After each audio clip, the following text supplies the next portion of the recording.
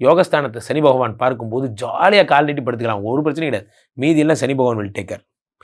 என்ன வேணா நடக்கட்டும், நான் சந்தோஷமா இருப்பேன், அந்த மாதிரி ஜாலியாக இருக்கேன். சார் ஒன்று புரிஞ்சுக்கோங்க, ஒரு கட்டத்துக்கு மேலே ரொம்ப யோசிச்சு பார்த்தீங்கன்னா 7.5 சனி இப்போ உங்களை படுத்தாத பாடா. இந்த 7.5 வருஷத்தில் என்னத்தை சொல்கிறது அப்படிங்கிற மாதிரி ஆக்கி விட்டான். இதுக்கு மேலே என்ன சார் கற்றுக்கிறதுக்கு இருக்குது? நல்லா எக்ஸ்பீரியன்ஸ் ஆகிட்டீங்களா? ஒரு வருஷம் கொடுத்தா அது பேர் எக்ஸ்பீரியன்ஸு. 7.5 வருஷம் லைஃப்பை வேஸ்ட் பண்ணி விட்டு இது பேர் எக்ஸ்பீரியன்ஸா?